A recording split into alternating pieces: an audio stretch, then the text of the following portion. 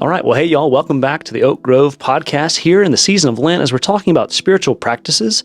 Delighted to continue this conversation. Again, Lent is those 40 days leading up to Holy Week and Easter, a season of penitence, fasting, and almsgiving for the poor. And those spiritual practices have been the traditional ones we've seen throughout Christian history.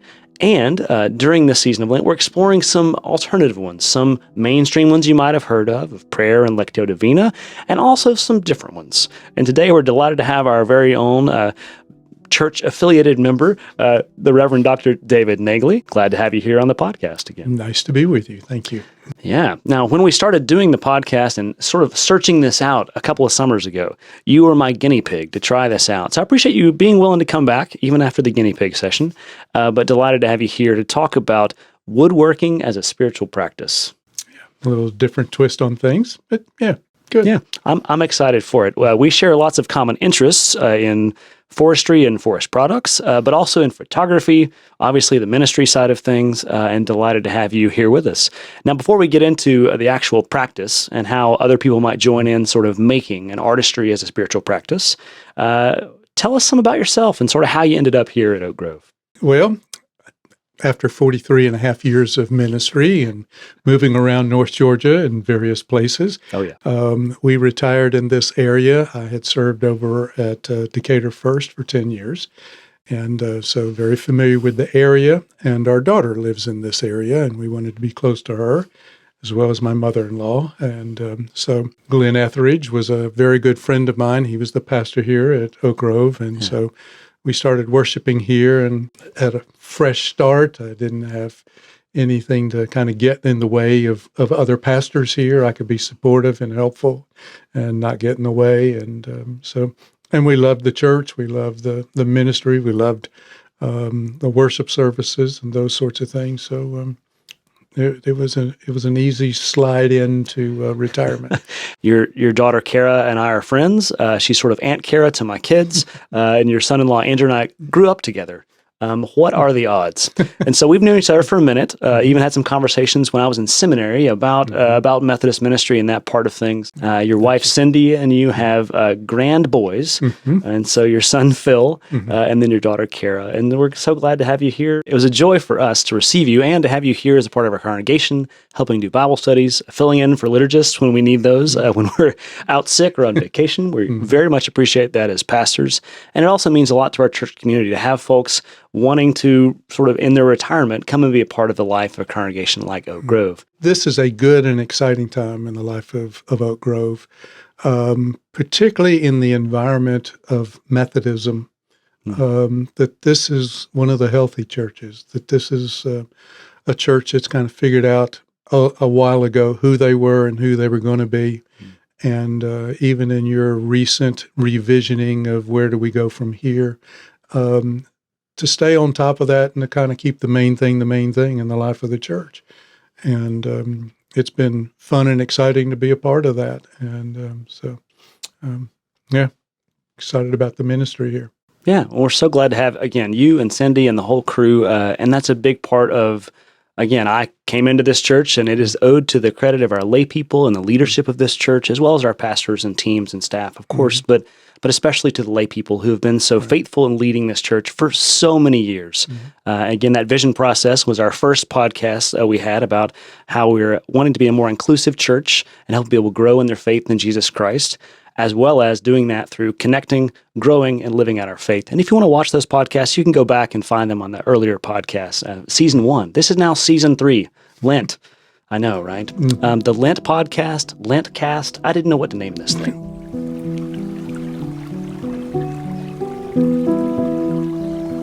So, woodworking as spiritual practice. So, start off just a little bit, maybe wherever you'd like to, but how did you even get into this? Well, it's been a lifelong thing. My dad was very gifted with his hands and very involved in a lot of things. Granddad Naglee was a ship's carpenter, so Dad learned how to handle tools and do things. Some of my earliest memories were of working with Dad to build things. You know, I remember one, I was probably 6 or 7, and he was building a table, a sewing table for Mother. And I helped build that and learned how to use the hand tools and those sorts of things. And so some of this came naturally to me. And, along the way, as I got older, had my own set of tools and things like that. And as I say, I made a lot of sawdust, made a lot of mistakes, but I learned how to do things. Sure. And, that was rather important.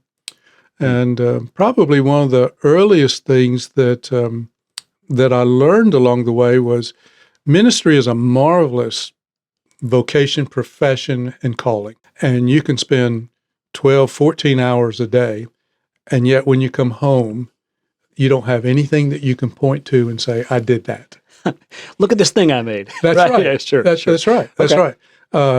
But you come out of the workshop, and there's something about being able to hold something, whether you're proud of it or not, and to be able to say, I did that. Sure. And there's something therapeutic about that, to be able to do something and to learn about it and to still be growing. I mean, everything I've ever made, I've looked at it and gone, I could have done that a little bit differently or a little bit better, or I should have standed a little bit longer, or those sorts of things. So it's an opportunity to continue to grow. Yeah, that sort of evolving way of understanding your practice of woodworking is certainly true in our understanding of spirituality. I think that would be one of there's so many things that this correlates with as far as how spiritual practices are practices, they're habits, they're things that help shape us, and as we do them, they're shaping us more and more into the image of Christ. That's a big part of what spiritual practices are and what they do for us. They also have other benefits. So I think when we think about, like, when you're starting to pray, it's not easy to learn to start to pray. It's just not, it does not come naturally for most of us to sit still, to quiet ourselves in the midst of the chaos of this life, or to even carve out that time and to commune with God and to ask, to listen, to just sort of be there and be present. That takes practice. In the same way, I'm sure when you started off, again, as you said, making those mistakes, making a lot of sawdust, but you're learning from that process and iterating each time. So I think that's really helpful when we think about spiritual practices of any kind, whether they're traditional ones or less traditional ones, that you have to give it some time. You have to put in that intentional effort to learn to do it. Yeah. And for as much as I'm usually in the shop by myself, what I have learned along the way has not always been just from me. When I was in Rome, for instance, there was a local woodturners group. Awesome. That would meet once a month. Yeah. And it was fascinating to sit down with other people who turned wood and figured out how to do this or that and had tips and ideas about, pay attention to do it this way or whatever. And now today with YouTube, my goodness, there are hundreds literally of woodturners on YouTube that are doing very different things. And it's fascinating to watch them and to learn how they're doing it and why they do it that way.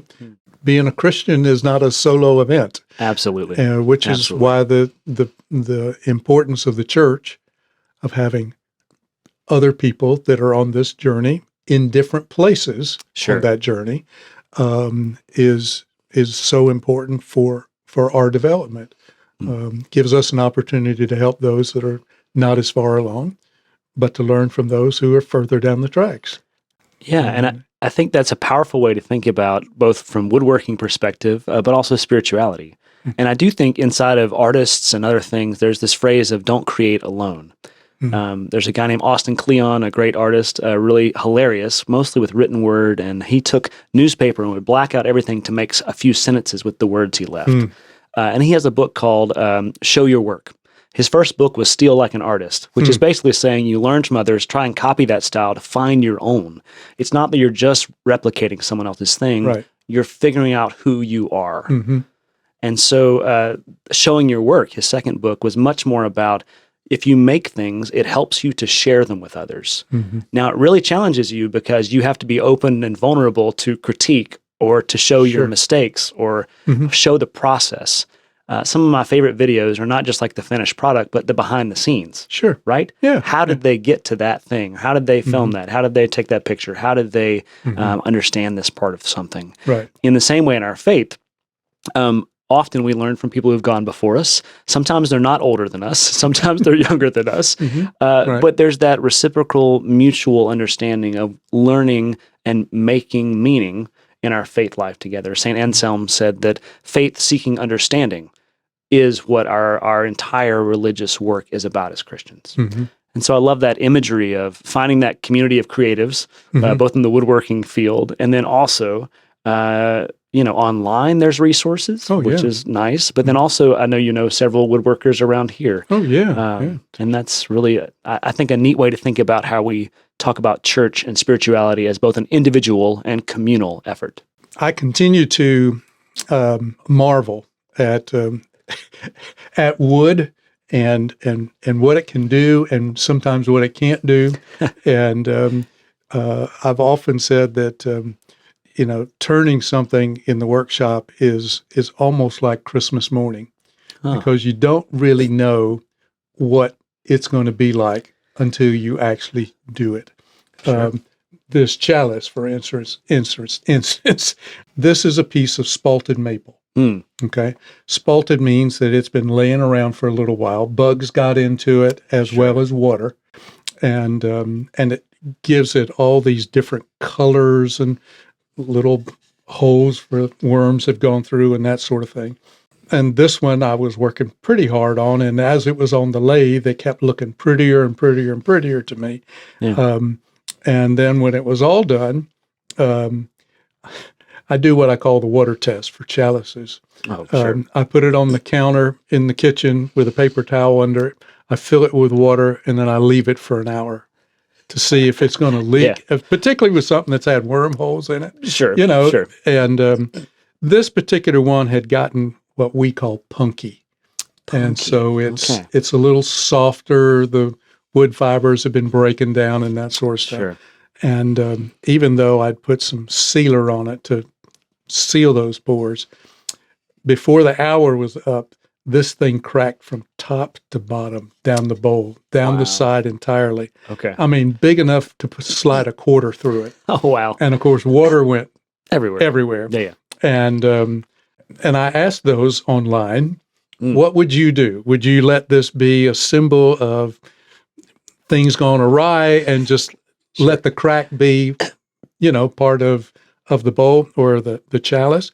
Or would you fill it with epoxy and, sort of like the Chinese, Japanese thing, where you draw attention to it, make it a part of the thing? Sure. And I decided to just wait and think through that. Okay. And interesting, what happened was 10 days later, I went back to find this thing, and I couldn't find the crack. Wow. It had dried up enough that it resealed. Now, it's in here. Yeah, I can't see it here. So if you're watching this on YouTube, you can see this. If you're listening, go check this out. Okay, there it is. It took me the longest time to find it, but there it is. Wow. And you can barely see it. You can barely see it. I did put some CA glue. It's a special type of super glue wood turners use to seal it. So this is no longer going to be one that I would say, I would use this one in communion. No, I would not. This is for display purposes only. Display purposes only. Yeah. And the other interesting thing about this particular one was it looked great to me on the lathe. And then when I took it off and put it on the table, I hated the dimensions of it, the proportions of it. I don't like the way it's proportioned. I think it's the bowl is too big, the foot's too big, and you don't know what you're going to have till you get done with it. Sure. Okay. And sometimes, to me at least, it looks different on the lathe than when you take it off and you put it on the table. Yeah. Well, I think for many of my artist friends and any artists listening to this, I do think there's some of that continuous, ongoing improvement, critique, self-critique, sure, some absolutely. of that part of it. And I do think that filters into our spirituality in many ways, where there are people who say, well, that didn't quite go the way I wanted it to. In seminary, one of the greatest things I learned about was this practice and reflection cycle from German theologian Dorothy Sohle. This spiral of we do something based on our beliefs and what we hold dear, and then if we reflect upon how that thing went, it then informs our beliefs. So the next time we go to do that thing based on those belief sets, we might do it differently. I often use an example of if there's someone on a street corner with a bullhorn yelling at people, for me, that's not a positive image. I don't care if they're saying Jesus loves you and God loves you so much, everyone have a blessed day. But that's not what people are going to see because the message of that medium is very, very different.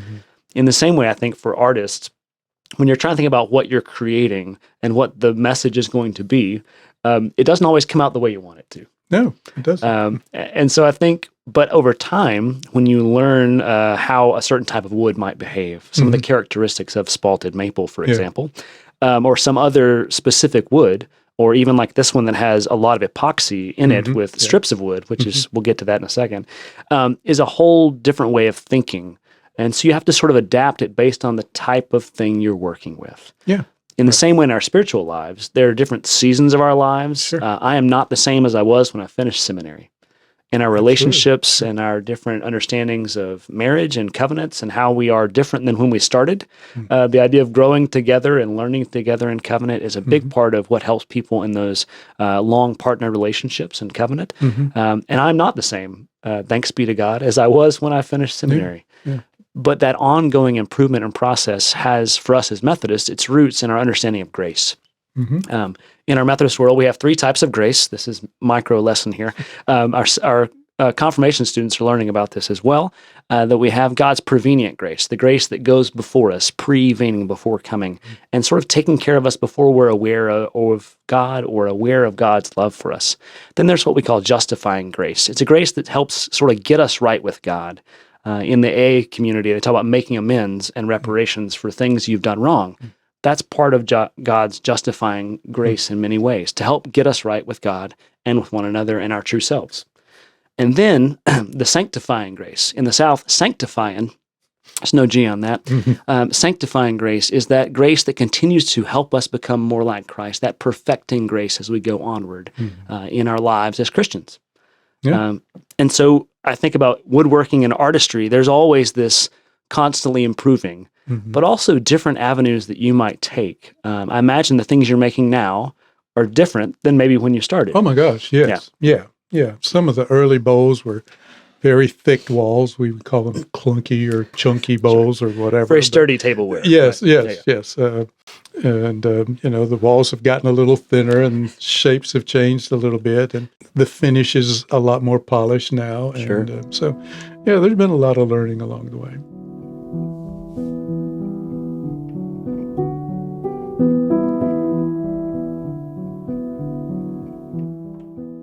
And I'm sure you've had different tools you've worked with. You mentioned starting with hand tools and then moving into the power tools world. But tell us some about different tools you might use and how that maybe have some reflections into our spiritual lives. Yeah, I'm a little fascinated by some of the other woodworkers that will tell you on YouTube, I have a bandsaw, but I don't use it. And I'm like, why wouldn't you do that? I mean, you save yourself a whole lot of trouble. So do they use their arms with a saw? They will cut corners, and so they don't make it round. And some of them will just put a square piece of wood on the lathe and start chipping away at it. And be kind of bumpy, wouldn't it? It's very bumpy. And, so the first thing I do is, and this is just a block of magnolia. And, I'm kind of interested to see when I open this present, what it's going to be like. See what's in there. With the knot and the swirl here in the grain. First thing I do is I'll put it on the bandsaw and I'll cut it into a circle, and that becomes the blank, as we call it. And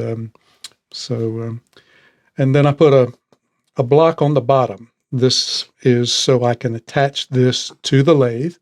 Gotcha. And a lot of woodworkers don't do this. There's pros and cons to every method.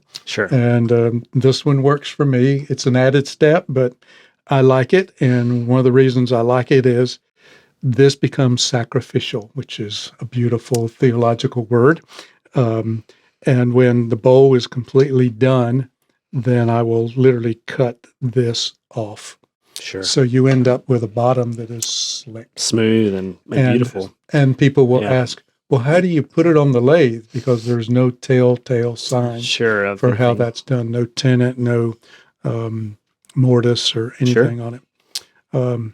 So the first thing I do use is the bandsaw. Okay. And to give me a round blank. Circular start. Yeah. A circular start. Yeah. And so let's see, with this particular one, well, both of these, the table saw to get pieces that were uniform. And, they may be in different thicknesses, but they were all three. This one, they were all 3 inches tall. These were all 4 inches long.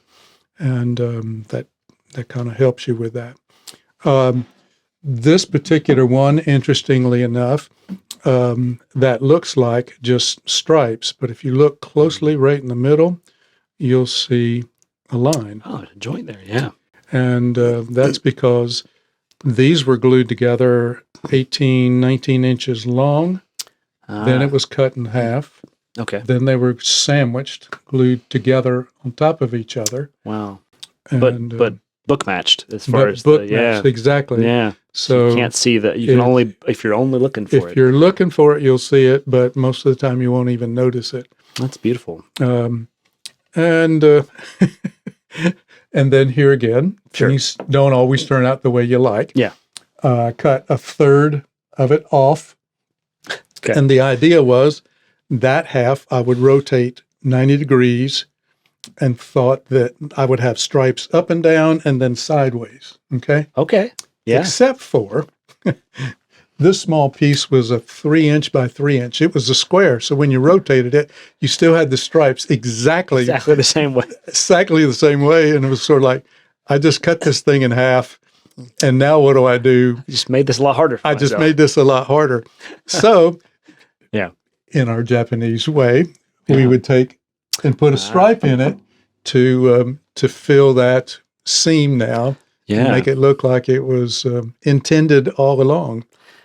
That's beautiful. And kintsugi is the Japanese word for it, I believe, where they repair pottery that's broken, and then sometimes it's filled with gold, sometimes just painted with gold, highlighting the imperfections. Right. Which, again, inside of our Christian understanding of things, the goal is not perfectionism. The goal is maturity in Christ. Right. And so on Instagram, everyone looks bright and shiny in all those things, but that's not always real life. One of the things I value so much and I appreciate about working with people in this church at Oak Grove is there's an understanding that everyone is a human, that Jesus came and lived an earthly human life, full divinity, full Christ. That's why there's 2 candles on the altar. That part of our understanding is really pivotal and absolutely vital for us understanding what it means to be a Christian. Did not mean we are trying to be divine without error, without problem. Right. But that we're working to understand those issues we have. Yeah. And sometimes when we highlight those for other people or share those in a way that helps with vulnerability appropriately, it helps other people to understand themselves or their own issues or challenges they've had in life.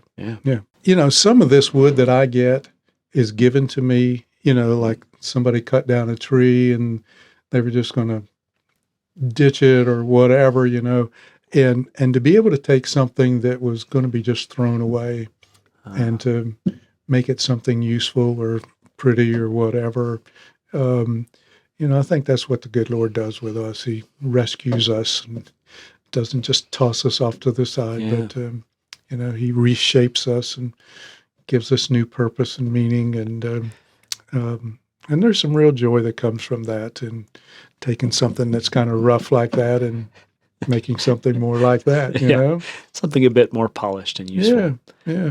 Well, I think that's a remarkable way to think about how our own lives, whatever pieces we might have that are chipped off of us, that somehow God is able to create so much good out of sawdust even. Yeah. I think that's beautiful. One of the real joys for me about all of this is when I give one of these to somebody, or even those folks who, God bless them, they'll buy a bowl from me. Sure. Which allows me to buy more resin and, glue and sandpaper and stuff like that. Sure. What joy they seem to have in getting that bowl. And, that's worth everything right there. The joy of being able to do something that somebody else appreciates and wants to have. Yeah, I think there's so much that's, as again you said, meaningful and therapeutic, helpful for you about making these things. But then also that idea of we don't just make this spiritual life for ourselves. That our being a part of community and offering things we've learned, our help, our assistance, our mission and service opportunities, that we offer ourselves back to other people. And I think that is a hugely important thing for the folks here at Oak Grove and a part of our church and our missional understanding of we have not been given this love of God just to hold it to ourselves. That this light has to be used to shine to the world, help people understand they're loved and known and appreciated. Right. So I love that imagery you have about when you, which also has your laser engraving on the bottom here, which is nice. That's another level up. But it helps people remember this. A big part in the sacrificial language we have for communion with the chalice and paten is this, do this in remembrance of me. And so each time we celebrate Holy Communion, we remember, we literally put together the memories, remember the body of Christ and understanding that we are a part of this connection from time immemorial to the future, from people all over the world, and that we are all interconnected as humanity. And so I love that imagery we have. Well, good, because that's kind of what I see in this bowl. Yeah. Tell us some more about this one. All right. Yeah. This one, I call it a scrap bowl, and because it is literally scraps that turn it like this so you can see it. Yeah. And these are literally just immersed in epoxy. Okay. And the epoxy holds it together. Wow. And what I like about this one, and this one I wouldn't even attempt on the bottom to tell you all the pieces of wood that are in there. Yeah, it looks like there's a lot of 15 or 16 different types of wood. Exactly. Yeah. So I'd fill up the whole bottom just trying to tell you what's in there. Sure. But I think it's a beautiful representation of the church, where we are all different. We come in different shapes and sizes and colors and temperaments. That's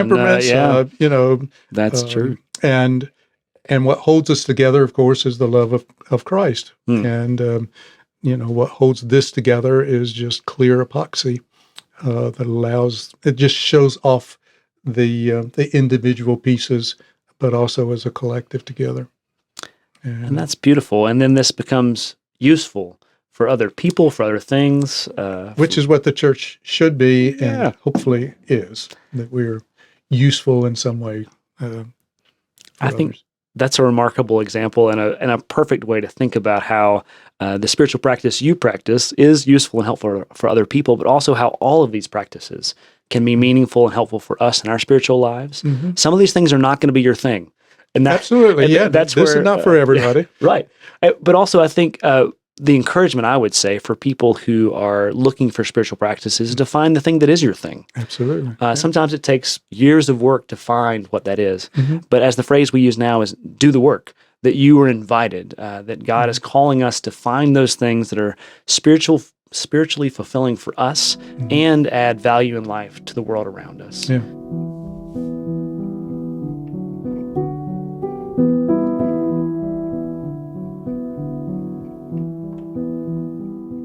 Well, as far as people getting into making things, what are simple ways people could start making things, whether they're kids or adults or people like that? What are ways they could get into that, you think? Well, the first thing that comes to mind is, kids particularly. The Home Depot for years has had this little workshop Saturday thing. morning, where you can come and build a birdhouse or something like that. But you at least do something with your hands. And suddenly how wood goes together, whether it's glue or nails or screws or whatever, doesn't become such a big mystery because someone has shown you how to do that. Sure. Start simple. Gosh, I was a young pastor. This would have been 78, 9, something like that. Okay. And Cindy and I had been married for a year and a half, and she said, I really would like a bookcase here in the den. And so never made one, but what. So pre-YouTube, right? That's right. That's right. So I run it. I get, everything was pine then because that's what I could afford. Yeah. And I made this bookcase, and I was reasonably proud of it. But every day I'd sit in the den and I'd look at it and go, "Gosh, I wish I could do that over." And we had some friends that came over, and one of them said, "I love that bookcase." And I said, "How much do you love it?" He said, "Why, you want to get rid of it?" And I said, "Yeah, He said, "What do you want for it?" And I said, $40. He said, $40 is worth more. I said, that's what it'll cost me to buy more wood to build another one. Sure. And he said, "Okay, sold." So we strapped it to the top of his car that night. Amazing. And he took it home. And the next day I went down and got more wood and built a different one. And, that's what you do. You just start. And, sure. And it's not, it may look real nice to you at the moment. The next week you may look at it again and go, sure. But like I say, you just make sawdust and you enjoy the process and know that you're going to learn. You're not going to be a master carpenter the first week. Sure. And that's okay. So, well, I think that's really helpful and insightful about, both how, get out there and just make art. I mean, that's one of the calls from other artists is just start doing that thing. Yeah. The thing I would say that I appreciate about your story about your grandfather and your father being interested in woodworking and how that comes into your family and a part of your understanding is to find those people who do know how to do that thing you want to learn to do. Absolutely. If you're interested in glass blowing, or you want to check out the Decatur Makers Club or different groups, or even just sort of learn what's the entry point for this thing, for making things. In the same way, for spirituality and for the things we do here at the church, it's very, very similar. We have Bible studies, we have small groups, we have the Lenten devotional guides, which you can find, all these different ways that you can learn to do things. John Calvin would say, absolutely, would you like to join the choir? There are all these things that can become spiritual practices for us, but it takes our own sort of saying, I should start doing that. And so my encouragement and challenge for you today as we're finishing up this part of the podcast is to think about what is something you enjoy making. Whether that's, for me, a lot of digital things I enjoy, cinematography and filming. I can't draw a thing with my hands, but I can create beautiful images with a camera. In the same way, there might be other things that you might find interesting and enjoyable. And so we encourage you to check those things out. And check out a lot of the ways we have spiritual practices to offer for our learning and education, for ourselves, for our spiritual growth and maturity in Christ, but also for the good of the community. Well, thank you, David, for being on the podcast here. Always glad to chat with you and talk about woodworking as spiritual practice and all those things and nerd out with you about wood and cameras. Thank you. For all of y'all watching and listening on the podcast here, we're so glad to have you here. If there's questions you have, drop them in the comments, or if you can reach out to us about things you're interested in, or if you're looking for getting more connected in spiritual practices, reach out to me or another pastor or one of our staff members here. We'll be delighted to share ways you can continue learning and growing in your faith life here at Oak Grove. Well, thanks so much for watching and listening this week for the podcast, and we'll see you in the next episode. Peace.